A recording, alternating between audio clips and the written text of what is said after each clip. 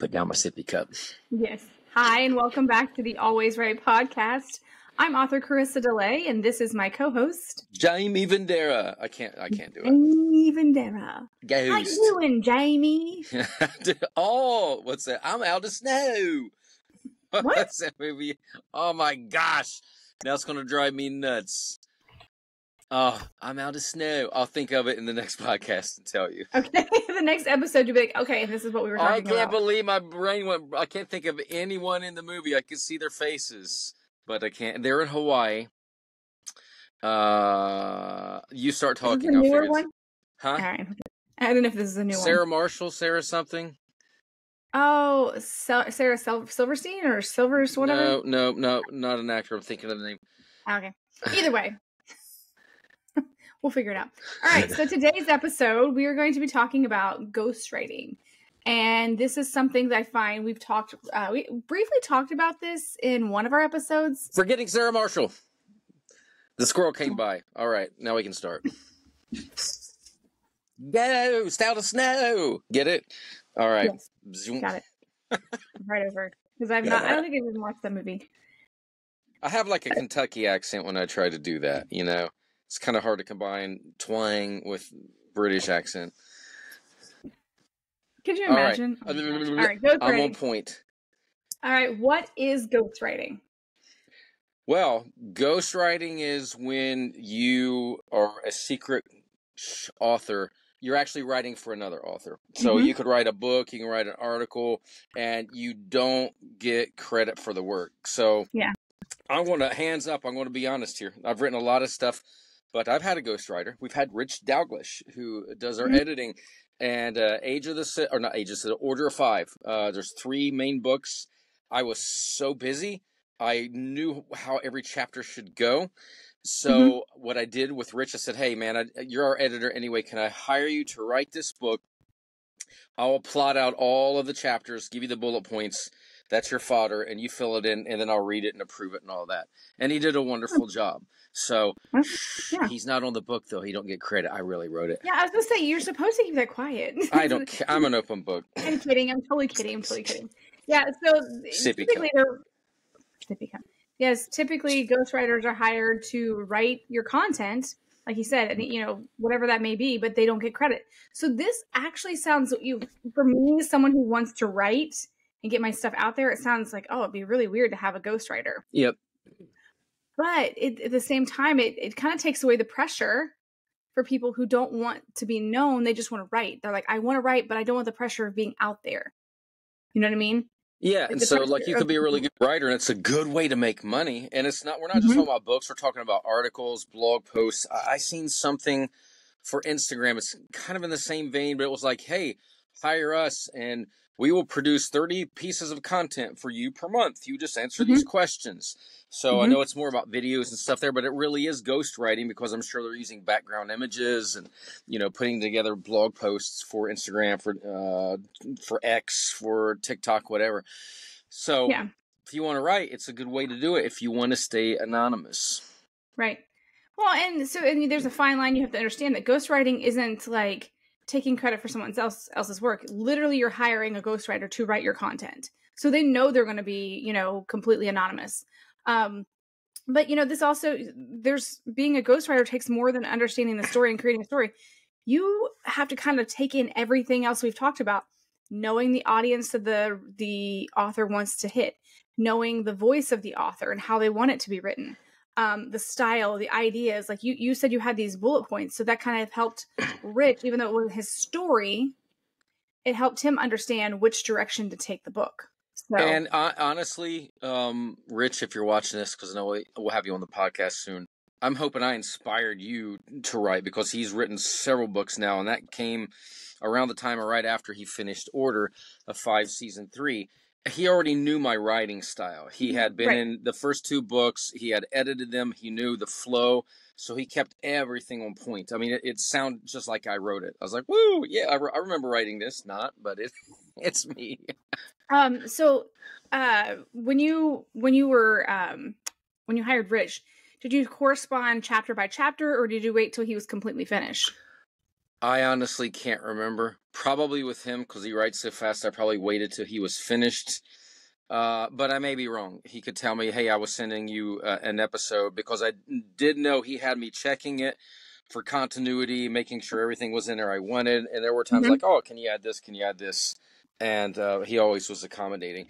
But I mean, again, he understood my style. Like if you're going to become a ghostwriter, you have to study that author. Right before we started Oh this yeah, podcast, yeah. You got to know that. You got to know who you're writing for, because if you're doing multiple authors, you have to be like nothing. All of it can't sound the same.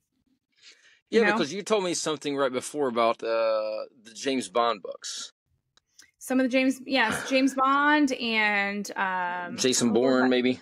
Bourne, yeah. Some of the Nancy Drew, like from the older books like that, Goosebumps. They had ghostwriters. So some people don't realize that a lot of famous books do have ghostwriters working with the authors. Maybe the authors became too busy and they're like, I need help getting this content out. I can't seem to get it out. I need to hire you to help me. Yep. But you don't hear about that stuff.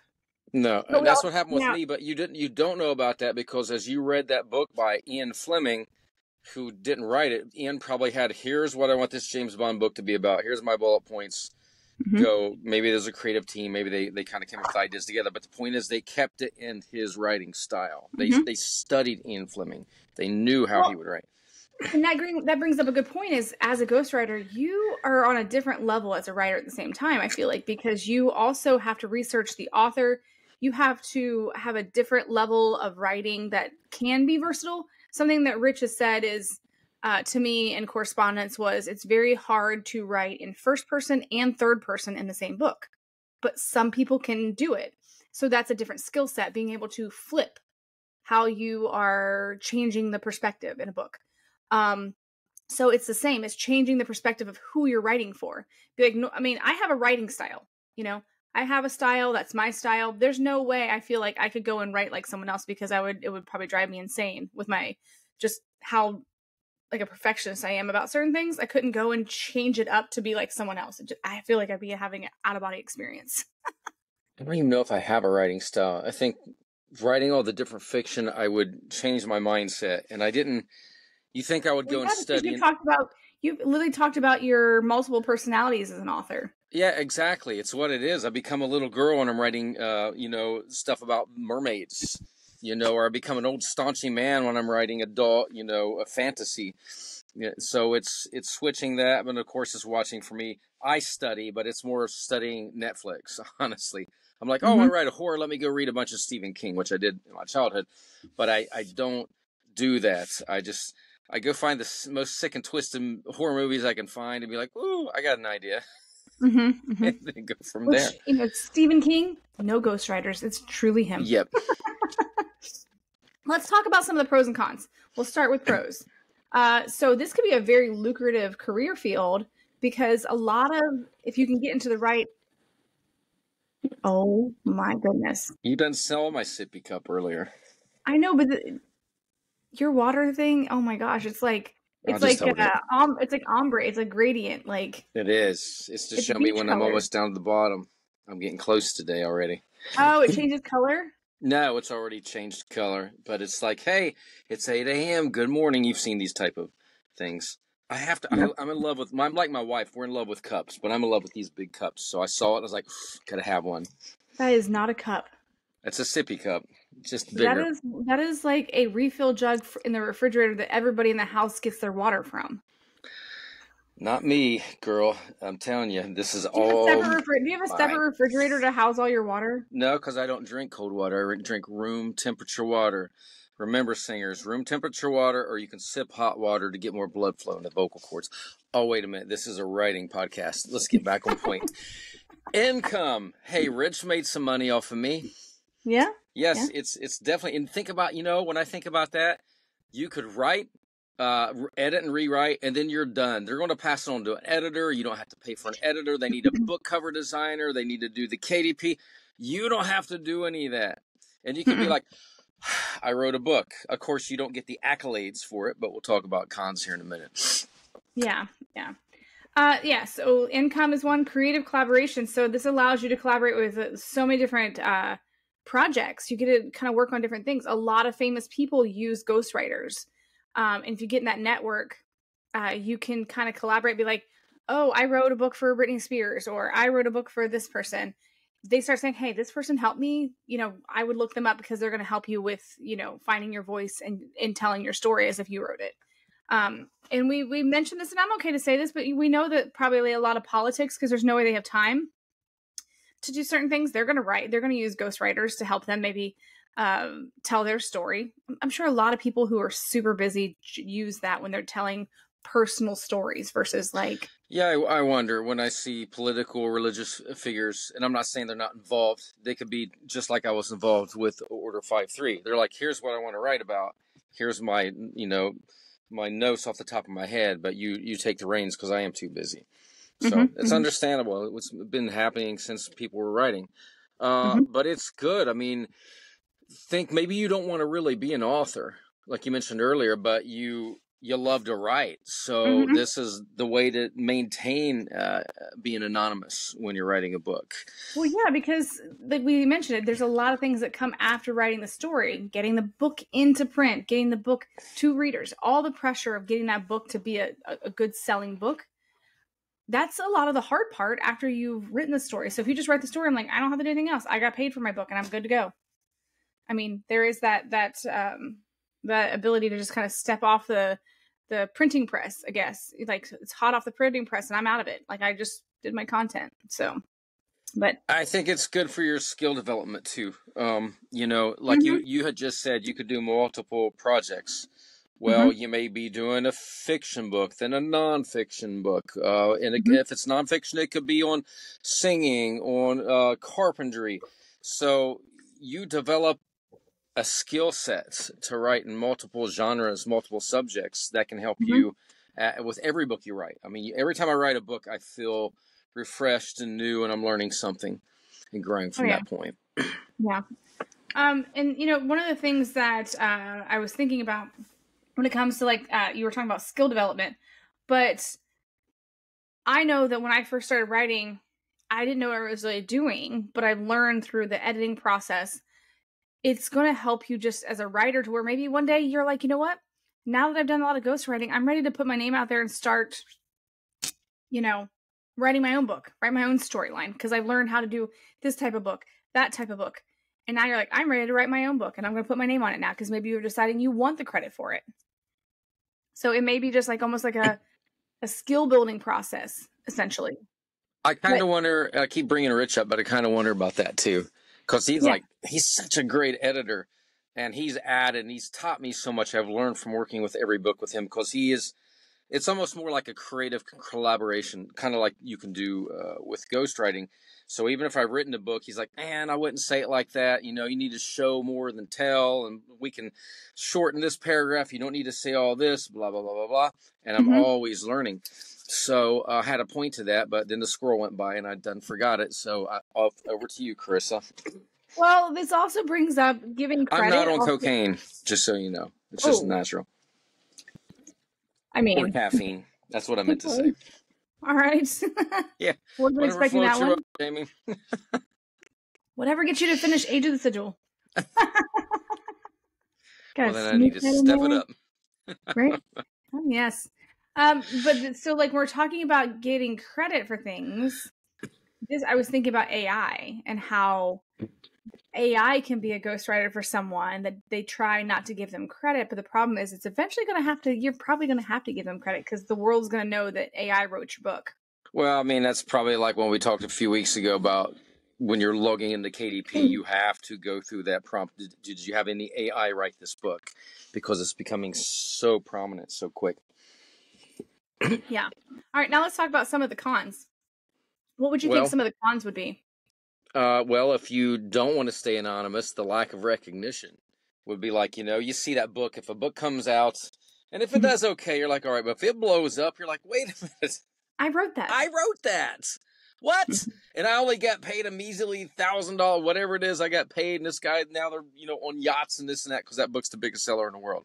Well, that's the thing though. You can kind of go into your contract. I feel like sometimes as a ghostwriter, if you take a flat fee, yeah, you're screwed if the book blows up. But if you do take a percentage, which is of the royalties.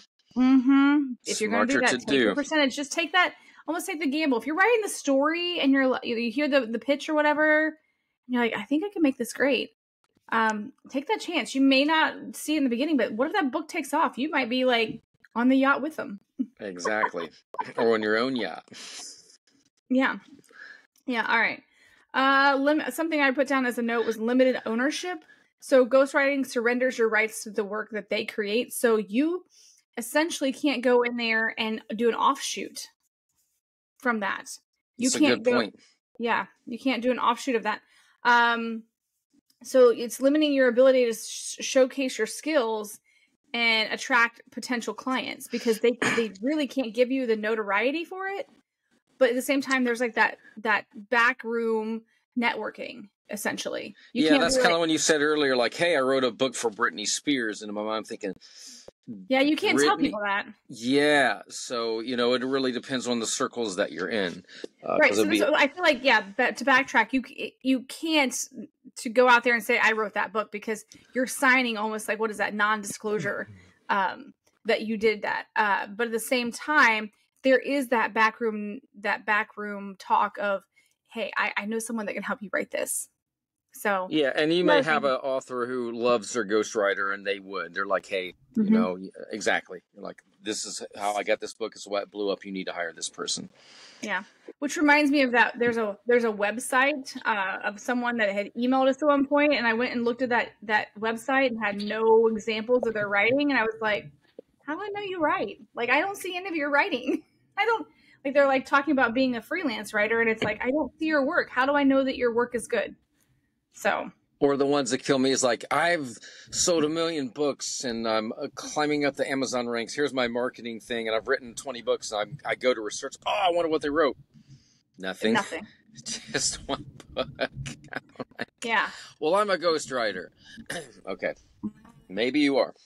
Yeah, but I don't know what your work is because you can't tell me. I mean, especially if you sign and you would say something. Legally, you could be in a lot of trouble. Yeah. So read that contract. Make sure when you were ghostwriting. And again, we are planting the seed. If you want to take a flat fee and that works for you, that might be great for articles or blog posts. But if you're writing books, you might be like, hey, here's my flat fee, or here's my cheaper flat fee if I have 5% of the book or something. 5%, or 10% of the profits, whatever works out for you. But be thinking about finance because you're doing this for one thing. You love writing, but imagine if you could make this your living. You're like, I'm tired of being a school teacher, a construction worker. Wow, if I would have taken a percentage of all the ghostwriting I'm doing, I would be making a lot more residuals per month. It's like OnlyFans for books. Exactly. Only writers. Yeah. Ooh, onlywriters.com. Only writers. Cut that out. We gotta put that as a $1 million idea. Yeah, ghostwriters needed. Yeah. Who are you gonna call? Ghostwriters. So one of my last notes I put on for ghostwriting was ethical considerations. So basically having that ethical integrity as to what you're writing. So you may face these dilemmas of content that may not be in view of your own personal beliefs. I think that'd be very hard. Yeah, I mean, if you're not used to writing like erotica and you're like, oh, I can't write this much, or maybe somebody wants you to write a horror book and you have a lot of religious beliefs and it gets it's like a serial killer book or something. You're like, yeah, I can't write these scenes, and also beyond that, you need to know your strengths too. Like, if somebody would ask me to write romance as a ghostwriter, I would have to turn it down. I don't think I could write it. I couldn't write that. I couldn't write erotica. I can write YA, but I couldn't write like young children's books.